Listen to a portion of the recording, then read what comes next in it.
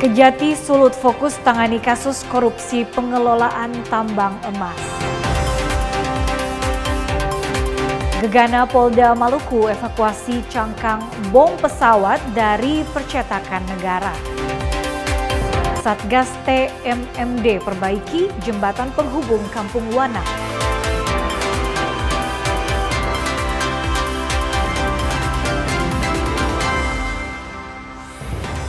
Selamat pagi saudara, kita kembali berjumpa dalam program Kompas Pagi. Selain 3 sorotan tadi, Anda juga bisa menikmati beragam informasi menarik dari sejumlah daerah di Indonesia Timur yang dihimpun tim redaksi Kompas TV. Bersama saya Irama Toy, inilah Kompas Pagi selengkapnya, hanya di Kompas TV, independen, terpercaya.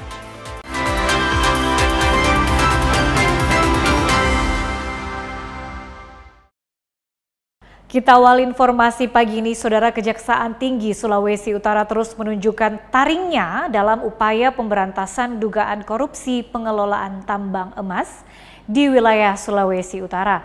Pengelolaan tambang emas PT HWR terus diseriusi Kejati Sulawesi Utara. Selain telah menetapkan 3 orang tersangka, aparat anti rasuah ini juga berhasil menyelamatkan uang negara puluhan miliar rupiah.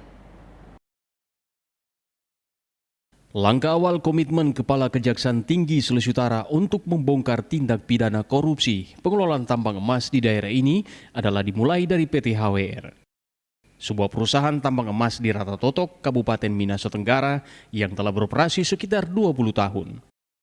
Terungkap beroperasi secara ilegal, akhirnya penyidik Kejati Sulut pada bulan Juni 2026 menetapkan 3 orang tersangka. Masing-masing mantan Kepala Dinas ESDM Sulut tahun 2019, inisial BAT, Direktur Operasional PT HWR 2019-2024, inisial BDG, serta HJ, Manajer Operasional PT HWR tahun 2020-2025, warga negara Cina namun berstatus DPO. Tidak berhenti sampai di situ, penyidik Kejati terus mendalami dugaan korupsi di PT HWR ini. Selain berhasil menyita sejumlah alat berat, hasilnya pada Rabu malam 22 Juli, Kejati Sulut membeberkan upaya penyelamatan uang negara senilai 15 miliar lebih bersama sejumlah barang titipan logam mulia emas. Sehari setelahnya, Kamis 23 Juli, dalam upaya penggeledahan di 3 lokasi termasuk sebuah rumah milik Ketua Kadin Kota Manado inisial JA, penyidik berhasil menyita uang senilai 18 miliar rupiah. Saat konferensi pers di kantor Kejati Sulut, Kepala Kejaksaan Tinggi Sulawesi Utara Hendrik Pati Pelohi bilang, upaya tegas dan terukur serta tidak pandang bulu dilakukan penyidik dalam mengungkap korupsi pengelolaan tambang emas di Sulawesi Utara. Penyidik Kejaksaan Tinggi Sulawesi Utara telah berhasil menyelamatkan keuangan negara dengan jumlah total senilai yang saya sebutkan tadi. Ini sementara ya, ini dianggap bergulir terus sesuai dengan penggalian yang kita lakukan. Saya sudah perintahkan kepada semua penyidik, siapapun yang terlibat dan upaya apapun yang bisa kita selamatkan daripada kekayaan alam kita, lakukan hal yang paling maksimal dan pertanggungjawabkan itu pada masyarakat. Ya? Jadi ini masih bergulir. Apakah penetapan tersangka bisa bertambah? Bisa, sangat bisa. Saksi-saksi sedang bergulir dan ini sudah mulai pada tingkat-tingkat pejabat tinggi dan juga nanti kita lakukan untuk pengembangan saksi-saksi kepada beberapa hal yang nanti akan saya jelaskan. Data dari Kejaksaan Tinggi Sulawesi Utara, selain PT HWR, terdapat 30 lebih perusahaan tambang yang menjadi bidikan penyidik dan terindikasi menyalahi aturan dan merugikan negara. Tim Liputan Kompas TV Manado, Sulawesi Utara. Ke Kota Makassar, Saudara, aksi tawuran antar kelompok terjadi di Makassar, Sulawesi Selatan. Akibat bentrokan ini 2 unit mobil dan 4 sepeda motor dirusak warga.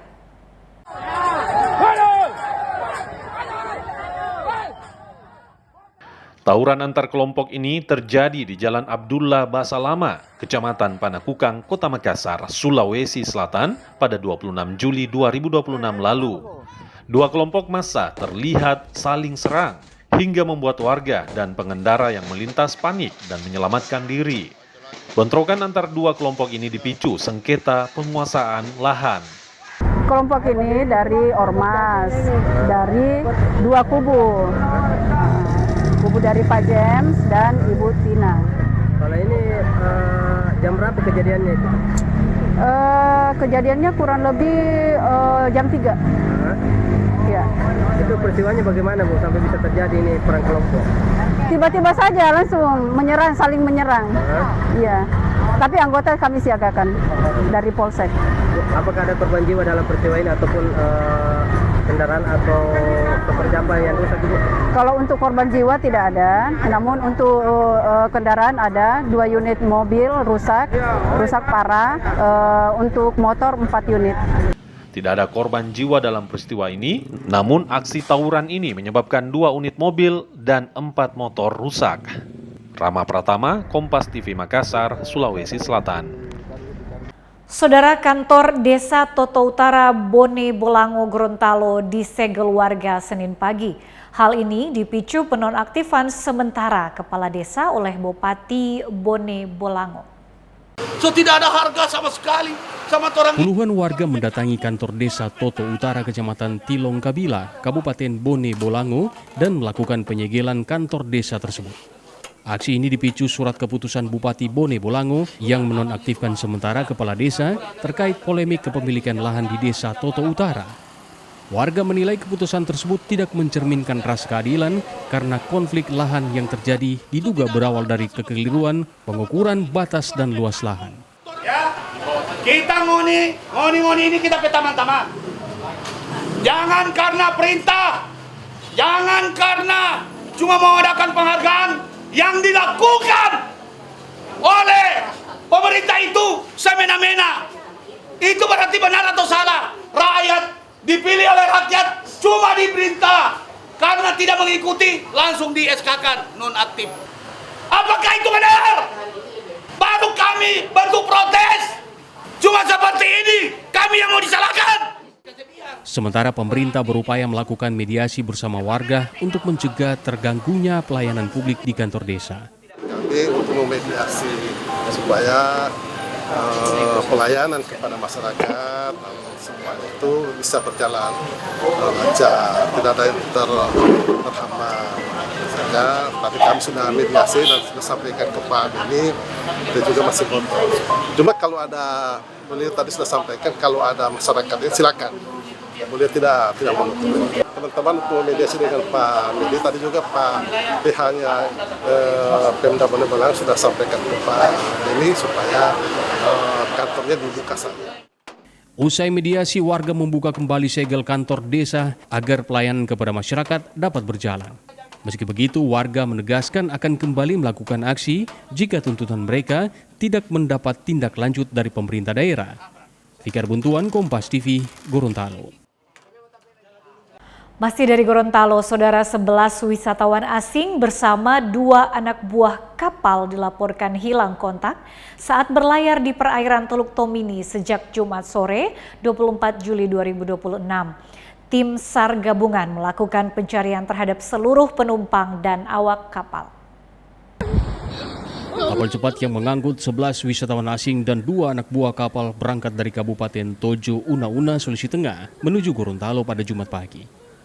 Perjalanan yang diperkirakan hanya sekitar 4 jam, namun hingga Jumat sore kapal belum tiba di tujuan dan tidak dapat dihubungi. Laporan hilang kontak langsung diterima kantor SAR Gorontalo. Namun akibat gelombang mencapai sekitar 2 meter dan angin kencang di perairan, pencarian baru dapat dilaksanakan pada Sabtu pagi oleh tim SAR gabungan. Sekitar pukul 15.40 waktu Indonesia Tengah bahwa ada speedboat yang mengangkut wisatawan sebanyak 11 orang bersama kapten kapal 1 orang dan anggota APK-nya 1 orang dari Tojo Una-Una menuju Marisa. Untuk saat ini kabarnya belum ada yang tahu bagaimana kondisi wisatawan tersebut beserta 2 ABK-nya. Itu perkiraan kami perhitungan kami sudah berjalan 20 nautical mile dari Tojo Unanu menuju Marisa. Jadi kalau kita hitung dari Marisa masih 40 nautical mile dari hilang kontaknya tersebut. Kondisi cuaca di lokasi menjadi salah satu tantangan dalam operasi pencarian hingga Sabtu. Proses pencarian masih terus dilakukan dengan menyisir perairan Teluk Tomini. Fikar Buntuan, Kompas TV, Gorontalo. Saudara, 11 wisatawan asing dan 1 anak buah kapal yang sempat hilang kontak di perairan Teluk Tomini berhasil ditemukan dalam keadaan selamat pada Sabtu sore 25 Juli 2026. Allahu Akbar.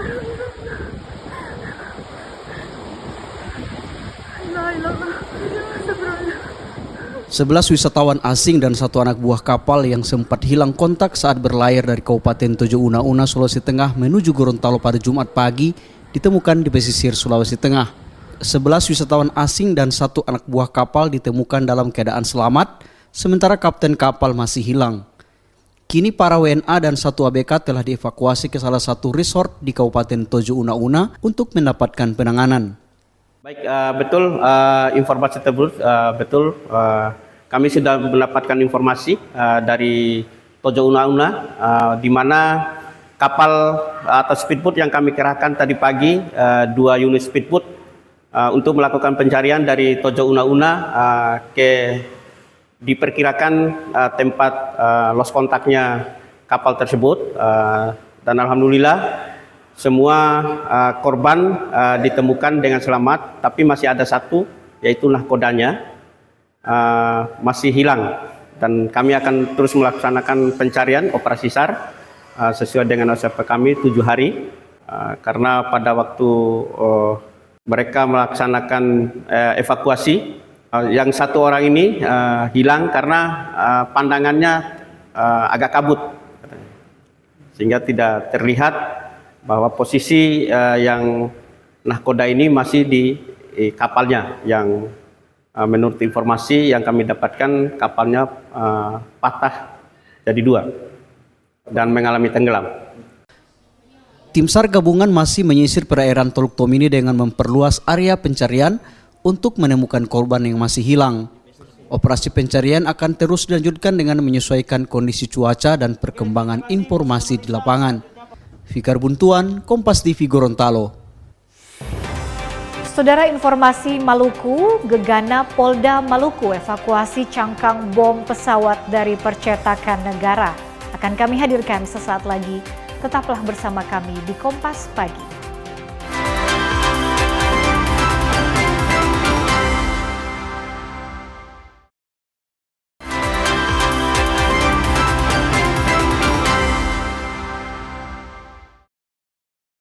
Anda kembali bersama kami di Kompas Pagi. Saudara, tim Gegana Satbrimopolda Maluku akhirnya berhasil mengevakuasi benda diduga bom pesawat di kawasan percetakan negara Kota Ambon Senin pagi.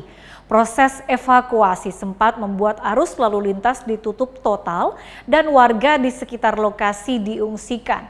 Meski demikian, pihak kepolisian memastikan benda tersebut sudah aman karena hanya berupa cangkang kosong yang sudah diisi semen.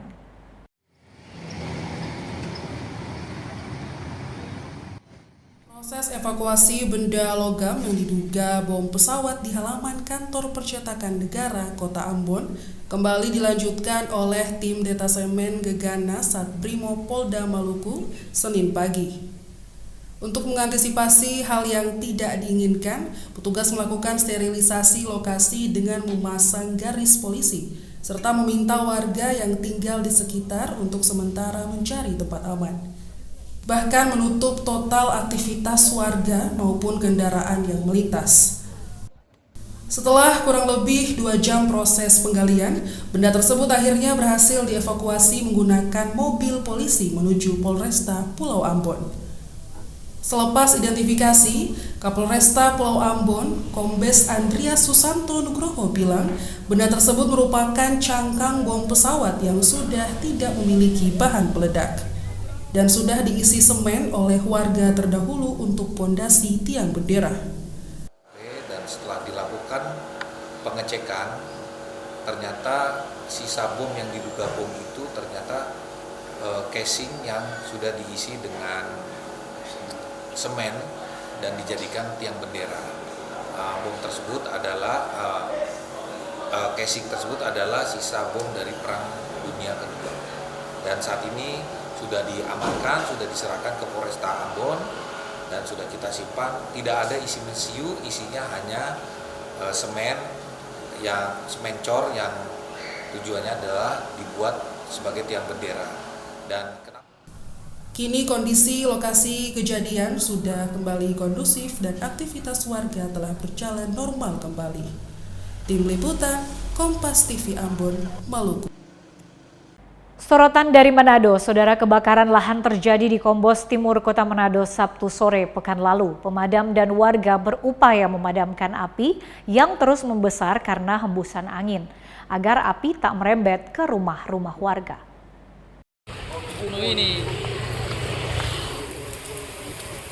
Api pertama kali terlihat dari lahan tidur milik warga di lingkungan 5 Kombos Timur, Kota Manado. Warga yang takut rumahnya ikut terbakar ikut melakukan upaya pemadaman secara mandiri. Sebanyak 2 mobil pemadam kebakaran turut dikerahkan guna memadamkan api. Sayangnya medan yang sulit serta tiupan angin membuat proses pemadaman berjalan lama. Kepala lingkungan 5 Kombos Timur bilang api dengan cepat membesar karena tiupan angin. Yang bakar atau memang kali ya, kalau siapa yang bakar atau untuk rokok nih apa lihat pala kita pada soal terus langsung melapor ke 112. Ada berhubung lagi ada pala lingkungan 7 kan dia relawan damkar, dia langsung laporan ke damkar.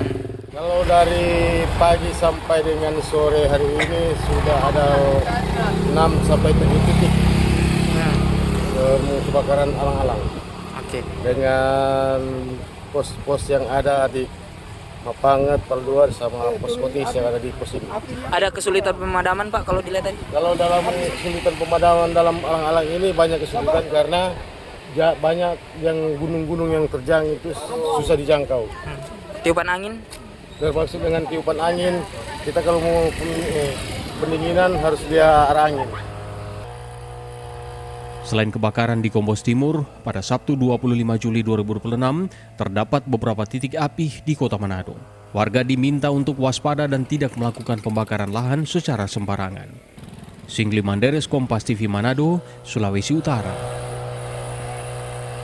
Sementara itu, kasus kebakaran hutan dan lahan di Kota Manado periode awal bulan Juli hingga saat ini terjadi sebanyak 48 kasus kebakaran. Kecamatan Mapanget menjadi wilayah dengan kasus kebakaran lahan terbanyak. Kantor Dinas Pemadam Kebakaran Pemkot Manado periode awal bulan Juli hingga saat ini telah menangani 48 kasus kebakaran hutan dan lahan. Dari semua kecamatan, kebakaran paling banyak terjadi di Kecamatan Mapanget, yakni sebanyak 6 kasus. Kepala Dinas Pemadam Kebakaran Kota Manado, Jimmy Rotinsulu bilang, kebakaran terjadi akibat masyarakat membakar sampah sembarangan. Panjang bulan Juli ini kita sampai tadi pagi ada 48 lahan atau alang-alang bahkan pohon yang terbakar. Ini diakibatkan oleh 80% ketika kita membakar sampah menyebar sehingga dapat menyulitkan kami dalam memadamkan ketika area itu telah berkembang luas kebakarannya. Dan tersebar di beberapa kecamatan, yang terbanyak daerah Mapanget dan beberapa kecamatan lainnya.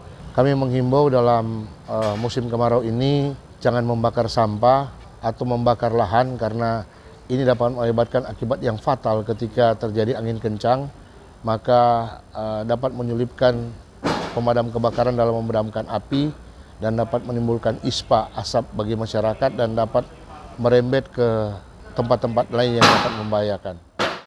Masyarakat dihimbau di musim kemarau ini agar jangan sembarangan membakar dan jangan membuka lahan dengan cara membakar, karena hal tersebut dapat berdampak terhadap kesehatan, termasuk bisa membahayakan rumah-rumah warga. Jimmy Dapar, Kompas TV Manado, Sulawesi Utara. Masih dari sorotan Manado, saudara, pedagang ikan segar di Pasar Bersehati, Kota Manado menggelar aksi mogok berjualan Senin pagi 27 Juli. Aksi ini dilakukan sebagai bentuk protes setelah Perumda Pasar Kota Manado memasang pagar pembatas di area tempat mereka berjualan. Ratusan pedagang ikan segar di Pasar Bersehati Kota Manado memilih tidak berjualan pada Senin siang. Nampak lokasi tempat khusus bagi para pedagang ikan sepi dari aktivitas.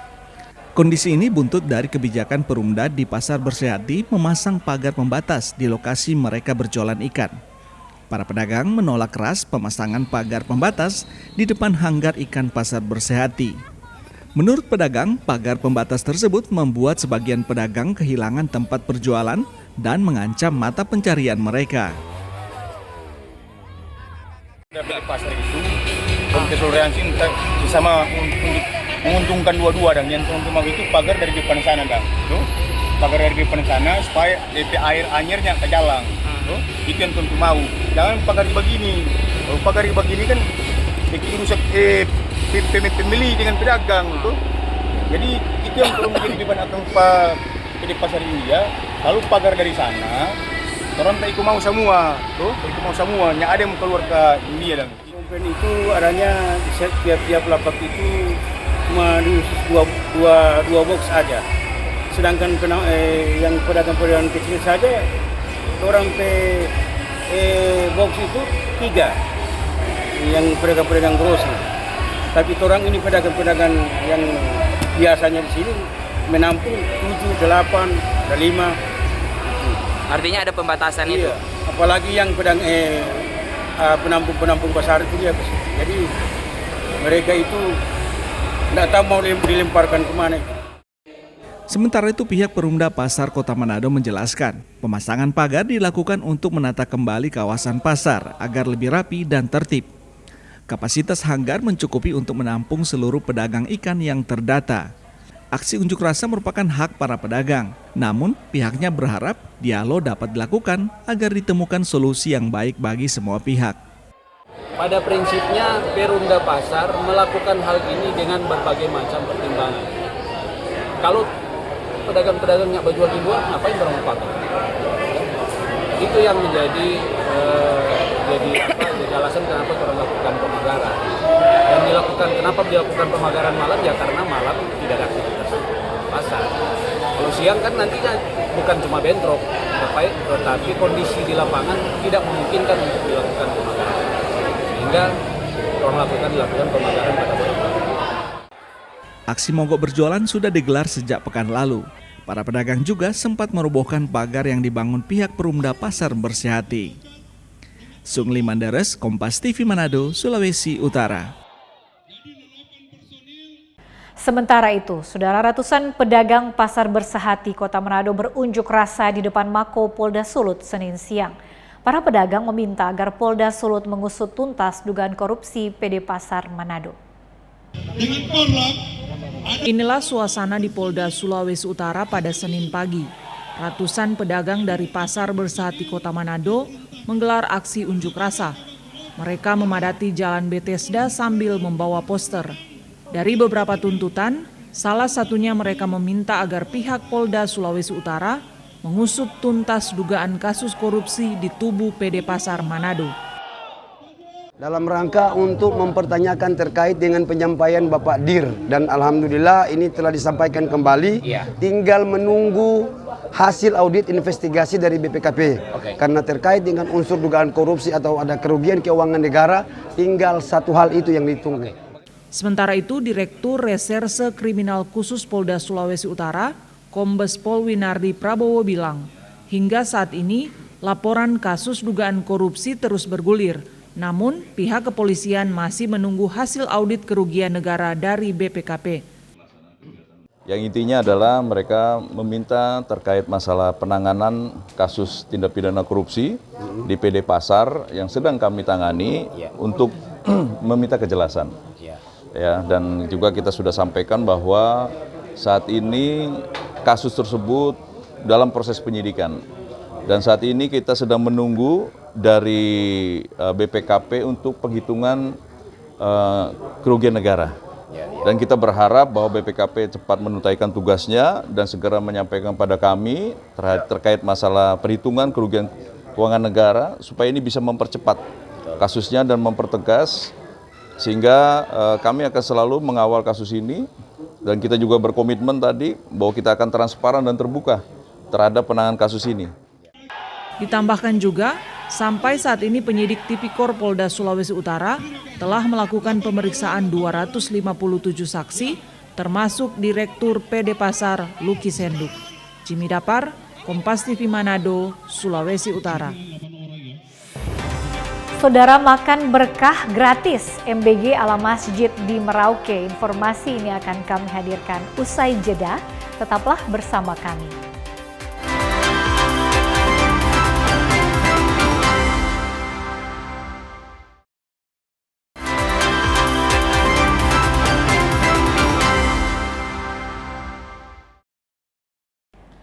Terima kasih saudara, Anda masih bersama kami di Kompas Pagi. Saudara, Perumda Pasar Kota Manado kembali melakukan penataan di Pasar Bersehati setelah sempat memasang pagar pembatas di area hanggar ikan. Penataan dilakukan untuk menciptakan lingkungan pasar yang lebih rapih, bersih dan nyaman bagi masyarakat yang berbelanja. Direktur Utama Perumda Pasar Kota Manado, Luki Senduk, memimpin para petugas pasar menata area hanggar ikan segar Pasar Bersehati Senin siang. Puluhan coolbox hingga meja dagang dipindahkan oleh petugas karena dinilai menutupi akses jalan bagi pembeli. Menurut Luki Senduk, penataan perlu dilakukan untuk memperbaiki tata letak sekaligus meningkatkan kebersihan pasar agar aktivitas jual beli menjadi lebih nyaman. Dirut Perumda Pasar menegaskan kapasitas hanggar memadai untuk menampung seluruh pedagang ikan, sehingga tidak perlu ada pedagang yang berjualan di luar area hanggar. Kembali, karena awal mula hanggar ikan ini diatur, ditata dengan baik, semua pedagang ada di dalam hanggar ikan. Tapi kita lihat saat ini penuh dengan coolbox, malah dijadikan tempat penampungan coolbox. Bagaimana mereka mau berjualan kalau coolbox semua? Dan akhirnya mereka jual di jalan, di luar. Maka itu kami menata kembali supaya ada kebersihan terjamin.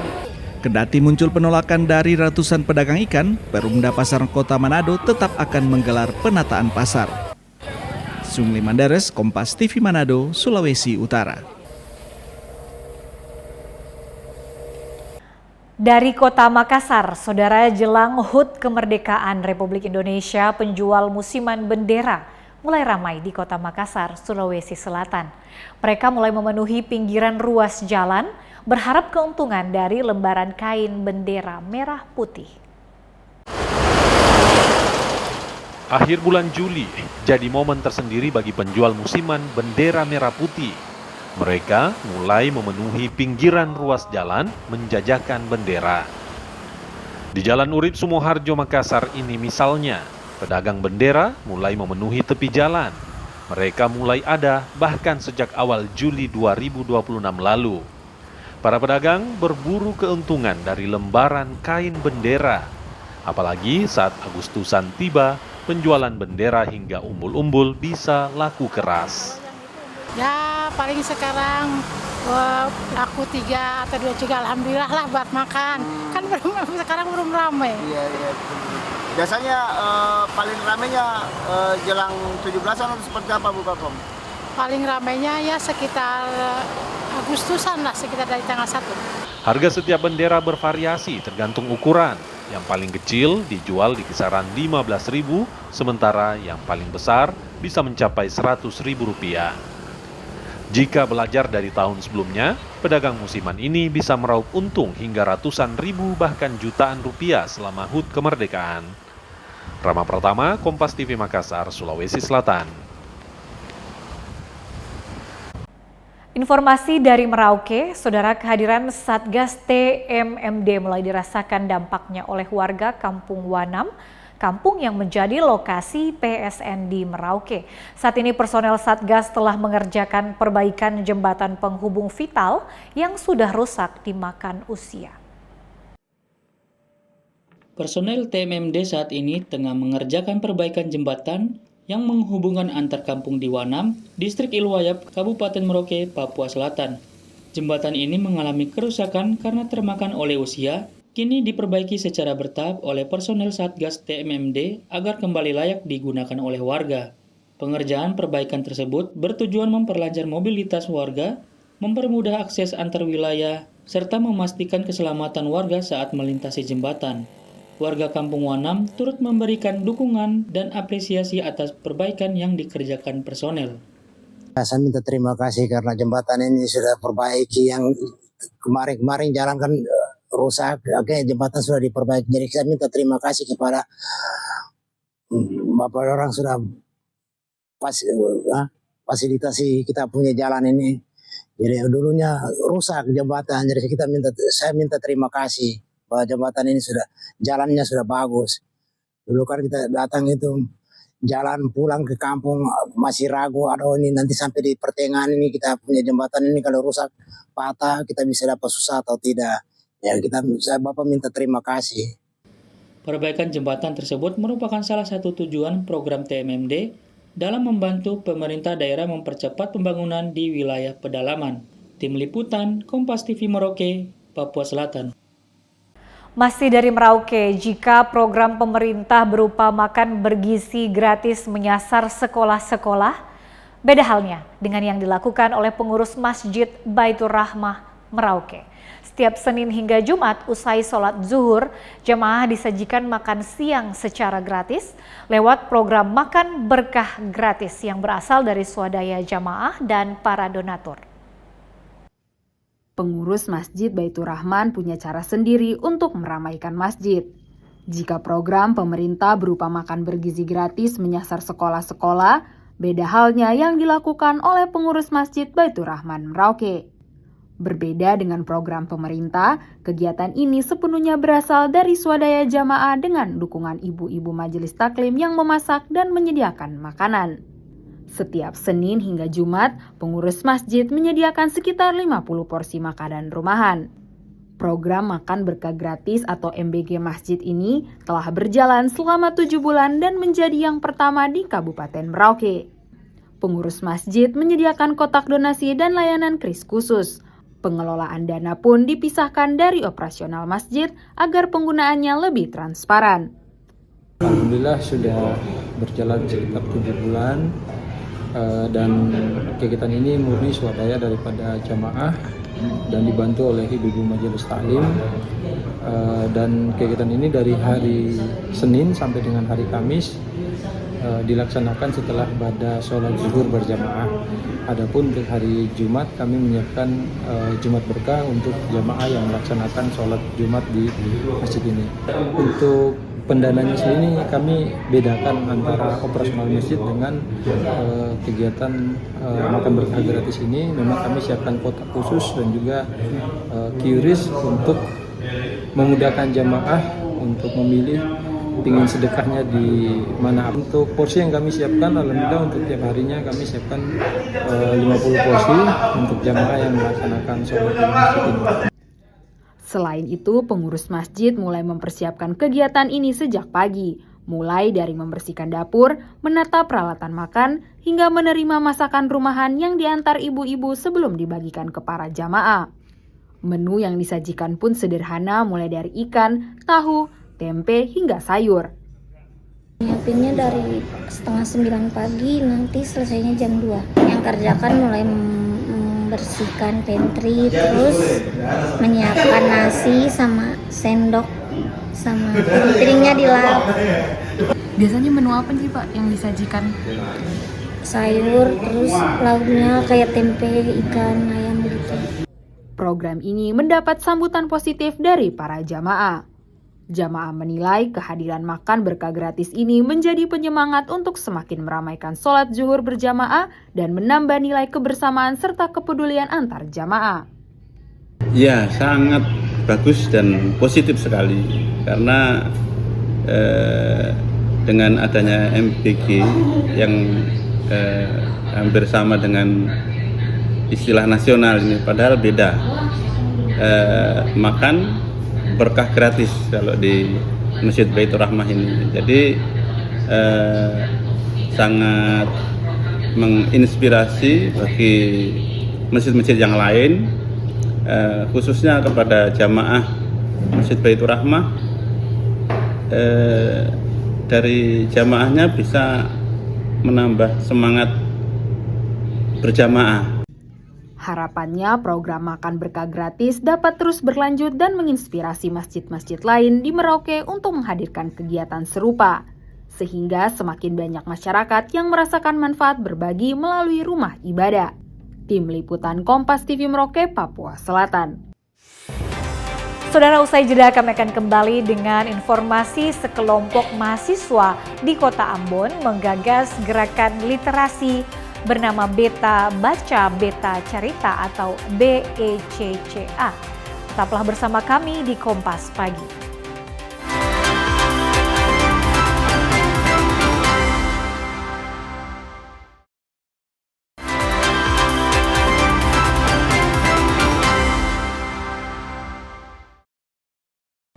Saya Ira Matoy masih menemani Anda di Kompas Pagi. Saudara, harga ayam potong di Kota Kendari mengalami kenaikan signifikan dalam sepekan terakhir.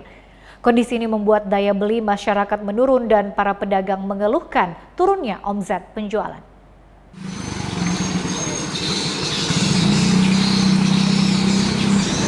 Lapak penjualan ayam potong di pasar tradisional Kendari, Sulawesi Tenggara ini sepi pembeli. Hal ini sudah terjadi sejak beberapa hari terakhir. Pemicunya harga ayam yang melonjak tajam. Dalam sepekan terakhir, harga ayam potong naik hingga Rp40.000 per kilogramnya. Saat ini harga ayam potong dijual di kisaran Rp80 hingga Rp100.000 per kilogram. Tingginya harga ayam membuat penjualan anjlok. Harga ayam melonjak sejak program MBG kembali berjalan usai libur sekolah. Menjadi MBG. Yang dulunya berapa? Yang dulunya cuma 60, pas ada MBG 80, 90, 100, dan 3 kilo. 3 kilo. Nah, sejak kapan lagi mulai naik ini? Sejak ada MBG, 2 minggu yang lalu. Pas masuk sekolah gitu? Pas masuk sekolah. Nah, gimana pembeli saat ini? Sepi. Awal-awal ini, awal bulan naik lagi. Nah, itu kalau stok aman ya? Aman, di stok banyak gitu. Kalau lokal tuh banyak gitu. Tapi memang harganya naik nih? Iya. Tapi gimana? Berubah terus. Kadang naik turun berubah terus. Dalam seminggu itu bisa 2 kali naik, 2 kali turun. Para pedagang berharap harga ayam segera stabil agar daya beli masyarakat meningkat dan penjualan kembali normal. Silviansyah Kia, Kompas TV Kendari, Sulawesi Tenggara. Kita ke Kota Ambon, saudara, minat baca di kalangan generasi muda masih menjadi tantangan di tengah pesatnya penggunaan media sosial dan game online. Melihat kondisi tersebut, sekelompok mahasiswa di Kota Ambon menggagas gerakan literasi bernama Beta Baca Beta Carita atau BECCA melalui lapak baca gratis dan ruang diskusi terbuka.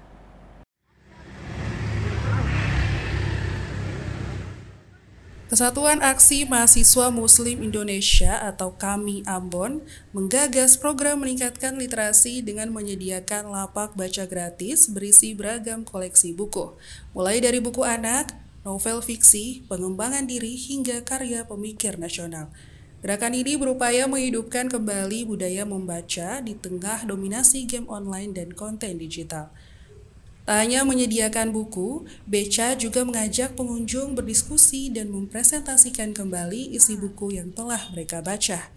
Kegiatan ini rutin digelar setiap hari Senin di kampus PGSD Universitas Patimura dan hari Rabu di lapangan Tambak Unpati. Ini juga menjadi keresahan Katong begitu karena yang dimana Katong lihat datanya itu di Maluku sendiri itu punya minat baca begitu yang sangat-sangat rendah begitu. Untuk Becak sendiri itu di tahun 2025 kemarin di bulan Oktober itu dari berbagai macam kalangan begitu, dari ada juga bapak-bapak, selain juga mahasiswa ada juga anak-anak sekolah gitu banyak. Selain membaca, di lapak ini mereka juga menyiapkan opsi sistem peminjaman buku secara sederhana. Pengunjung cukup mengisi nama dan nomor kontak, kemudian dapat meminjam buku selama seminggu. Ya penting sekali sih, karena mahasiswa sekarang ini dong lebih penting kepada media sosial. Media sosial memang sih banyak juga sih, cuman kan kotong kayak baca buku tuh akan punya kotong lebih fokus sama buku saja begitu. Kalau handphone kan nanti setengah mati begitu kakak, jadi kotong agak terganggu dari notifikasi yang ada pada handphone. Di sini pengunjung juga bisa berpartisipasi melalui donasi buku dan mengikuti berbagai kegiatan literasi. Informasi jadwal dan kegiatan Beca dapat diikuti melalui akun Instagram di @beca_unpati12. Gerakan ini diharapkan menjadi ruang belajar yang inklusif sekaligus menumbuhkan kembali minat baca dan budaya berdiskusi di kalangan generasi muda Maluku. Tim Liputan, Kompas TV Ambon. Kita kembali ke Kota Manado, saudara. Beragam cara dilakukan sejumlah seniman lokal Sulawesi Utara agar tetap eksis di tengah kondisi ekonomi sulit seperti saat ini. Salah satunya dengan menggelar pameran lukisan bertajuk Eskalasi Waktu Menakar Jeda di tengah arus yang bergegas. Sejumlah seniman lokal Sulawesi Utara memamerkan hasil karya seni di ruang Toe Art di salah satu hotel di Manado. Beragam gaya lukisan, mulai dari abstrak hingga kontemporer dipamerkan. Pameran ini merupakan salah satu bentuk usaha seniman lokal bertahan di tengah himpitan ekonomi. Di Kuratoti Ajeng Prasasti, karya 8 seniman ini mencoba menangkap realitas hidup modern yang bergerak terlalu cepat, lalu menuangkannya di dalam kanvas sebagai simbol sebuah ajakan untuk berhenti sejenak. Diharapkan pemerintah atau stakeholder lainnya dapat memfasilitasi ruang pamer seperti ini agar seniman daerah akan terus bergairah untuk berkarya. Di tengah kondisi saat ini yang dimana seniman itu berusaha keras untuk bisa tetap hidup atau berusaha tetap eksistensi. Di mana mereka para seniman ini kebanyakan memang berkarya atau mencari nafkah dari karya seni. Sehingga mereka menggunakan segala kemampuan mereka untuk tetap eksis. Harapannya ke depannya wadah-wadah atau ruang pamer seperti ini akan lebih banyak lagi di Manado. Salah satu pengunjung menyambut baik adanya pameran lukisan tersebut. Menurutnya, pameran seni seperti ini sangat langka dilakukan di Sulawesi Utara. Adanya pameran seni lukis membuat pencinta karya seni dapat menikmati berbagai lukisan, bahkan bisa menghidupkan pelaku seni di daerah. Terus terang ya, di Sulawesi Utara boleh dikatakan jarang ya, super jarang gitu ya. Makanya satu sisi ya saya mesti ucapkan terima kasih banyak kepada pemilik Aston ya. Karena hampir tidak ada yang memberikan wadah untuk pameran karya-karya seni. Ternyata kalau lihat di sini karya seni yang ada di ini yang dipamerkan di sini walaupun tidak seberapa banyak ya. Tapi bagus, berkualitas gitu ya. Pameran ini dilakukan untuk mendorong peningkatan perekonomian seniman di Sulawesi Utara. Bagi pengunjung pencinta seni lukis, bisa membawa pulang lukisan yang diinginkannya. Karya lukisan yang dipamerkan dibanderol harga bervariasi, mulai dari 10 juta hingga 19 juta rupiah per lukisan. Ini adalah sebagai bukti nyata ya dari Hotel Aston Manado, bahwa kita bukan hanya hotel sebagai profit oriented, tetapi juga kita pengen ikut berkontribusi terhadap pemerintah ataupun dengan masyarakat Kota Manado. Dengan mengadakan pameran yang kedua, kita mempresentasikan yang sudah dilihat, ini ada beberapa lukisan, kita memberikan wadah, memberikan tempat supaya teman-teman seniman itu bisa mempresentasikan dan memperlihatkan karya-karya terbaik teman-teman di Manado ini. Pameran lukisan digelar hingga September 2026 dan dibuka setiap hari. Hence Tumilar, Kompas TV Manado, Sulawesi Utara.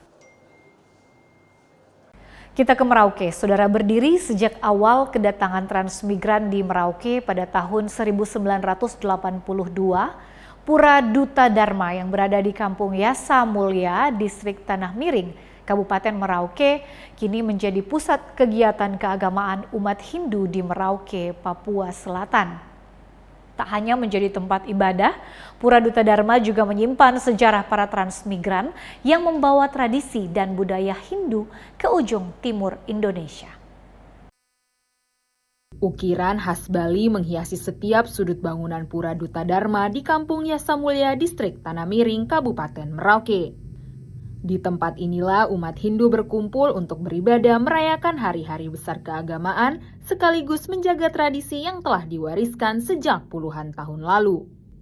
Keberadaan Pura Duta Dharma tidak dapat dipisahkan dari sejarah transmigran sejak tahun 1985. Bersama para transmigran yang datang dan menetap di Merauke, sebuah pura sederhana mulai dibangun sebagai tempat bersembayang. Penyebarannya adalah keberadaannya dibawa oleh umat yang pada tahun kurang lebihnya 1985 dibawa oleh umat Hindu yang transmigrasi di Kampung Yasamulya. Kemudian kita sebagai pengempon, pengurus pura, mulai dari saat itu kita mencoba untuk membangun atau mendirikan tempat suci pura yang ada di sini dengan berkelanjutan sampai pada perkembangannya tahun 2026 sehingga bisa terwujud daripada Pura Duta Dharma ini. Seiring bertambahnya jumlah umat dan berkembangnya wilayah, Pura Duta Dharma terus mengalami pembangunan hingga menjadi pusat ibadah bagi umat Hindu di wilayah Merauke. Setiap bulan, umat Hindu melaksanakan persembahyangan rutin pada Purnama dan Tilem. Sementara pada hari-hari suci seperti Galungan, Kuningan, Saraswati hingga Hari Raya Nyepi, umat Hindu dari berbagai wilayah di Papua Selatan memusatkan ibadah di Pura Duta Dharma. Ya, kalau untuk ibadah itu sebenarnya kalau di Hindu sih 1 hari 3 kali. Tetapi kalau untuk ibadah hari-hari tertentu macam 15 hari sekali Purnama dan Tilem, dalam 1 bulan 2 kali. Kemudian ditambah hari-hari besar seperti Saraswati, Pager Besi, Siwalatri, bahkan tahun baru Saka ini, Hari Raya Nyepi. Di seluruh distrik Tanah Miring ini bersentral di Pura Duta Dharma ini. Tak hanya menjadi tempat ibadah, Pura Duta Dharma juga menjadi ruang berkumpul bagi umat Hindu untuk mempererat kebersamaan melalui berbagai kegiatan sosial, mulai dari penghijauan, berbagi takjil hingga donor darah. Dengan sejarah yang telah mengakar sejak era transmigrasi, Pura Duta Dharma tidak hanya menjadi simbol kehidupan spiritual umat Hindu di Merauke, tetapi juga menjadi bagian dari keberagaman budaya dan kerukunan yang tumbuh di Papua Selatan. Tim Liputan Kompas TV Merauke, Papua Selatan. Kami segera kembali dengan informasi olahraga, diantaranya olahraga padel kian digemari warga Sulut. Jangan kemana-mana, tetap bersama Kompas Pagi.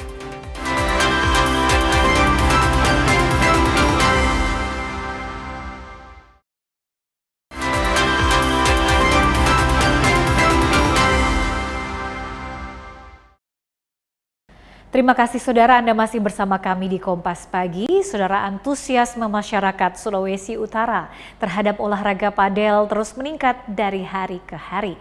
Olahraga yang belum lama hadir di Sulut ini berhasil menarik perhatian berbagai kalangan, mulai dari anak muda, pekerja hingga keluarga. Tingginya minat masyarakat terhadap olahraga padel terus tumbuh di Sulawesi Utara. Antusias ini tercermin dari ramainya aktivitas di Kawanua Padel, salah satu fasilitas padel yang beroperasi sejak bulan Mei yang lalu. Menurut pengelola, setiap hari fasilitas padel yang berlokasi di Tikalares di Kota Manado itu beroperasi selama 16 jam dan selalu ramai didatangi warga. Salah satu faktor dari tingginya antusias masyarakat adalah karena rasa penasaran terhadap olahraga padel yang lagi FOMO di daerah ini, khususnya di Kota Manado. Antusias memang dibilang kita ini kan lapangan yang berada di pusat kota. Memang antusias olahraga padel di Manado ini pada tren awal tahun 2026 ini memang antusiasnya cukup tinggi. Karena memang olahraga ini kan lagi FOMO-FOMOnya. Jadi banyak orang yang penasaran ingin mencoba, banyak orang yang ingin penasaran untuk bermain, sehingga terbentuklah berbagai komunitas padel dan hingga saat ini masih bertahan, dan itulah yang membuat mereka nyaman.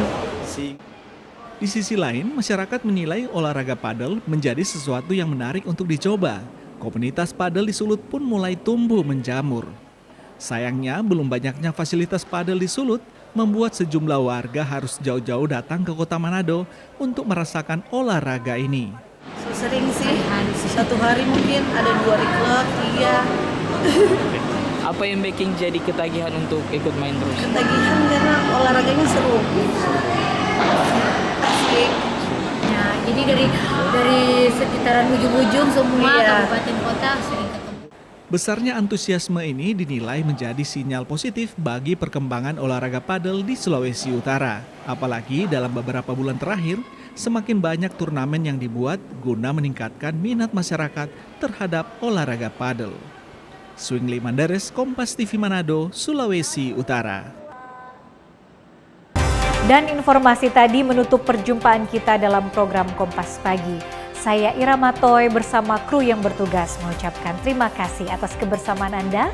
Tetap saksikan rangkaian program berita di Kompas TV, independen, terpercaya.